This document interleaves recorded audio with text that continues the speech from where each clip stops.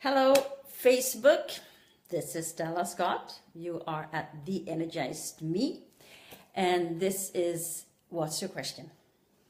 So, what I want to talk about today is seasonal affective disorder, SAD, versus burnout. I have had seasonal affective disorder all of my life, ever since I was a child. And that means my reaction towards winter is not that uplifting.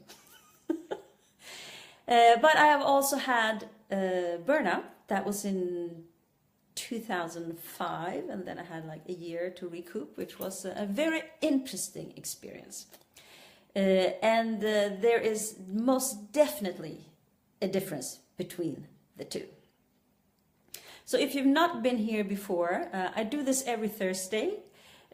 So you can pose a question, or I will find a question somewhere. It will like show up. You can write it to me, or the reason I'm doing this one now is because I'm in the Ultimate Blog Challenge, and one of the ladies there, she is writing about seasonal affective disorder or winter's blues. That is what her blog is about, and how to deal with winter.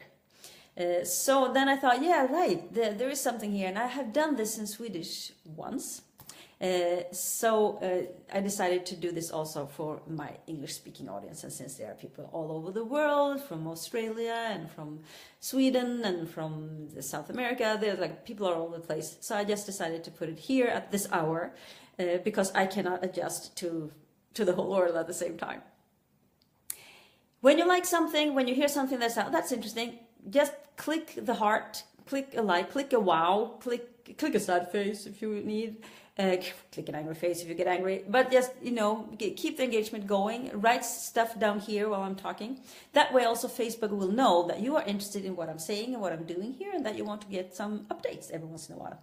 Otherwise, they will just ignore that you're interested. I just take for granted they have already liked my page. So, seasonal affective disorder. Is this a disorder for real? I'm not so sure about that. So what do I mean by that? Well, you see, the winter is a time when all of nature sort of like sucks into itself. And every once in a while you can hear people saying, in fall everything dies and that. No, things do not die, because they come back in the spring. So for me, it's yes, seasonal, absolutely. Affective, sure, I'm totally affected by it. But disorder, I'm not so sure, because if you look at a tree, you see all the leaves will fall and it will just stand there bare, but it's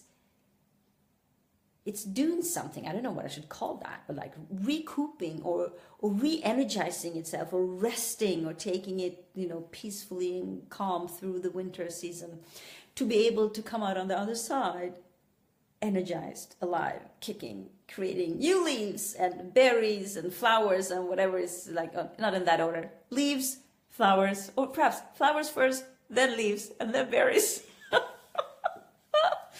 To be able to do that. And I think, hello, whoever you are, please tell me you exist. Click a like or a heart or something.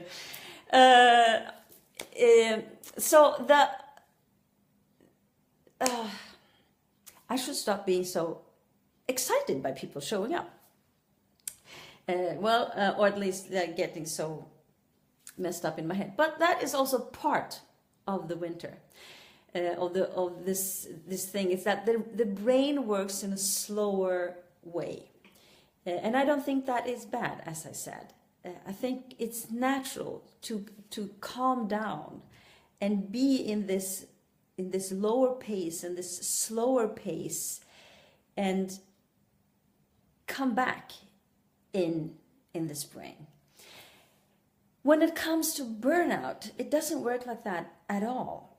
You will not be affected by the season. It doesn't matter if it's in the summer or if it's in the winter. The burnout is always affecting you, that it's pulling you down, and you cannot really adjust to the burnout and feel better. When you adjust to your seasonal affective, whatever we're going to call it, it isn't that bad. I think the stress about you have to be the same way as in summer, that is what actually creates the depression or the disorder. It's a label. The disorder is a label. Someone said it's a disorder. That's like saying like the tree has a disorder, or that the bear going into, what is that called? Yeah, sleep over the winter. That it's a disorder. It's not a disorder. It's completely, totally, 100% natural. That there is this cycle in life, and we follow that cycle. Most people that live up north are affected. Even people that live further south are affected. You feel that the light is not as bright. The sun, when the rays come in from this direction into the eye, melatonin and serotonin are created in the brain, and the serotonin is partially responsible for creating or adjusting emotions. So when it comes this way, you get like a lot of serotonin in your brain. But when it lowers down and the light come this way, then you create less serotonin. And when you have less serotonin, you also become, I would say, mellower. It's more like being mellow than being sad. And when you adjust and allow yourself to be mellow, it's not too difficult. And this is what I like about the blog. I will put a link to her blog. Janine has a great blog. Because she's helping you to get that mellow and allow the coziness and move into that and accept that this is how it is. For me, it is the movement against that creates the problem. Fighting it creates the problem, creates the depression. I can't be energized. I can't feel up. I feel quite energized and up, but in a different way. When I got this diagnosis, I was super, super, super tired. I mean, I was so tired. It was like I didn't know what to do. So I went to the doctors. And she said, well, if you're depressed, I will give you some of these happy pills. Zoloft was their name. I said, if it's not this, then it's something else. And we can talk about that later. But try this first. And I've never been depressed. That's not part of my life story. I have other things in my life story that have been interesting. So I got that, and then I ate them for like 6 months, and nothing happened. I did not get any more energized. I could not go through. I'm an opera singer too, so I could not go through my whole singing lessons. I had to like leave early because I was so exhausted. Everything just made me exhausted. And then when I came back to the doctor, she said, okay, so it's not this. I'm pretty sure then, considering your life story, that you have seasonal affective disorder. And there is nothing we can do about that. My suggestion is that you take 2 weeks off 3 times per winter and go somewhere where it's like warm and sunny. Had I had the finances, I would have like jumped onto that one right away. It has been my dream since I was about 14 to live half the year outside of Sweden, and where it's warmer, and half the year in Sweden, because I love Sweden. But the climate is difficult. Also, the cold affects me. But if I can keep it warm, if I can keep myself warm inside, it's not that bad. But there's nothing much I can do about the light outside. What I suggest, and my absolute recommendation for you, is that you keep the light inside bright. I have daytime lights. I have one big one that I keep on a cupboard in my working space. And I keep that on when I'm there. And that gives a sense of daylight within the room. So when I work, I have this surrounding of the daylight feeling. I absolutely suggest you do that. I keep the lights on, every light in the whole apartment, all the time. So I don't look into a dark room. So when I look into another room, it's always light there. I also have a daylight clock. So if I'm going to get up, or not only if I'm going to get up, but I do put it on, so it will help me, help the brain adjust to the fact that it's going to leave the bed. Not always what I want to do, but that also helps. So it starts about half an hour before I intend to get up. And so the brain, the light goes through the eyelids, and the brain says, okay, it's just like time to move. And then it helps.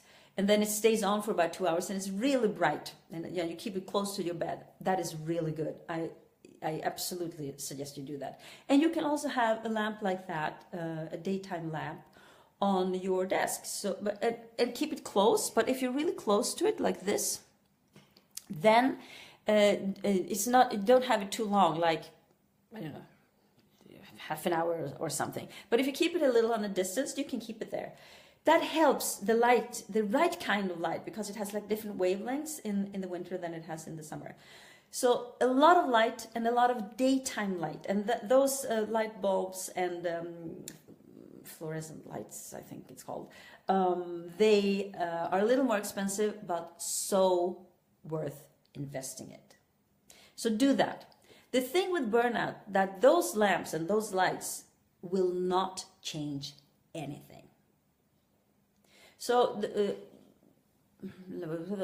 like 1.5 years ago, I was close to burnout because my life situation has been very challenging for a while. And I was really close, and I could sense that it was close because I started a little I got like this tremor, a little shaking.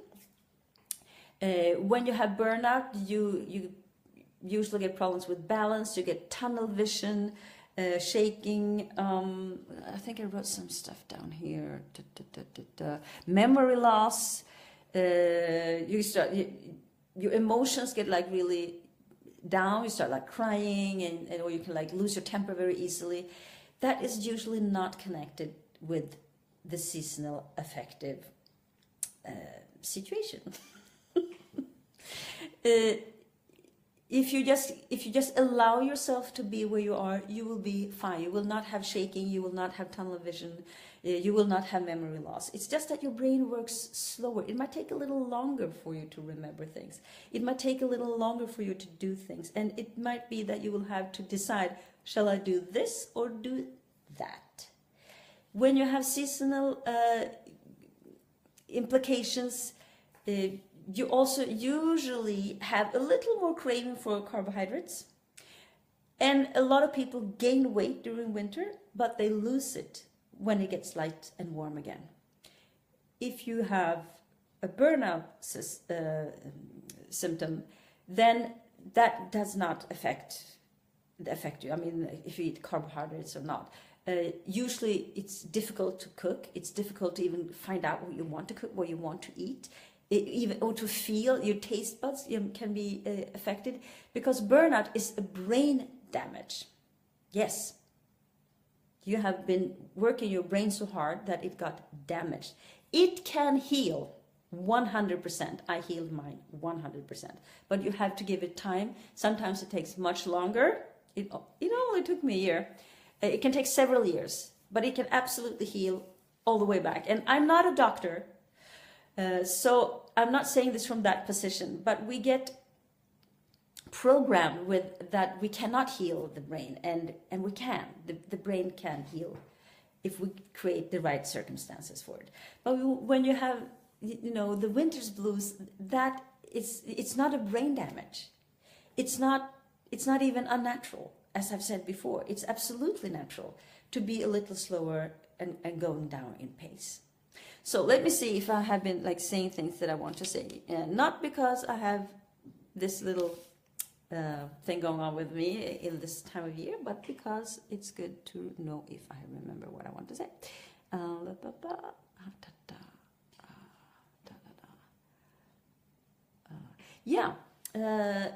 As I said before, serotonin is mostly guided by, I see. I have to move because my batteries are getting slow. Okay, here we go. Sorry about this one. I forgot. Now, let me move. I'm back. The lights might be a little weird here, but Okay, I'm back. So the light comes and hits your eyes from a certain angle, and I was talking about serotonin, but also the melatonin is. Oops. Let me see. Are we all right? I think we're all right. It just told me it was slow again. And melatonin guides sleep. So we have, because it gets dark, when it gets dark, the melatonin rises in the brain, and then when it gets light, it goes down. But when it's dark all the time, more or less, outside, because the sunshine is not coming in the right angle, if there is any sunshine, there's very little sunshine here right now. If there is sunshine, then you have a very high level of melatonin in your brain all the time. Weirdly enough, this can make it hard to sleep. It can make it more difficult to sleep because the brain doesn't really know. You know, should I be awake? Should I go to sleep? What's going on here? Why is this is my, I'm playing the brain. Why is my melatonin level so high? Why aren't they going down? Which is why it's important to have like real daylight bulbs when you have, you know, these lamps to help the melatonin to like go down so you're not so tired. So usually you're tired all the time, and if you can create that good like feeling about yourself and be forgiving and pamper yourself and kind to yourself and adjust, it will be fine. It will be much, much better than trying to force yourself somewhere, because that will make you depressed, feel down, that you're not good enough, that you should, you know, get yourself together and all that. You cannot get yourself together when it comes to this. You really have to like have that feeling towards yourself. And sometimes I have to let go of stuff. It's like, okay, so I'm going to do this and I'm going to do that. And it's like, Stella, you can't do that. It's not going to be done today. It might not even be done tomorrow. And then I will be that, oh, right, yeah, that's okay. Perhaps you can't, you know, clean your house the way you want to clean it. Oh, well, perhaps that's okay. Perhaps you can't, you know, sew that button into your shirt. Perhaps that's okay. So leave things. Many years ago, I read an article about this, and it said, you know, if you have seasonal affective disorder and it's really bad, perhaps this is better. I don't know. Yeah, I think it was better. And it's really bad. You know, it's heavy on you. Perhaps you will have to plan ahead. This was in the time when you still wrote, you know, Christmas cards by hand. Who writes Christmas cards by hand anymore? So then they say, no, write them when you're still fine. You know most likely who you're going to write to. So you write them in August or September, and then you have this little pile of before pre-written Christmas cards, and then perhaps you buy. Here in Sweden we have special Christmas stamps, so you get the Christmas stamp, which is a little cheaper for Christmas cards, and then you put on the stamps and you just put it in the mailbox. So you have to like plan ahead a little to make it easier. Perhaps you can buy some of the Christmas gifts already in the summer, or if you have like a birthday gift in February, perhaps you know it's a 4-year-old or a 40-year-old, and you still, you know, this person likes. You know, you can buy a gift card for a restaurant, you could buy, you know, a bottle of wine or something that you know that this person is interested in. If it's a 4-year-old, you know, we know what 4-year-olds enjoy, so you can like plan ahead and not make it so heavy on you for the winter. Yes, it does require you to be like more on top already earlier, but planning for seasonal affective disorder or winter's blues can really help. So I think that is what I'm going to say today.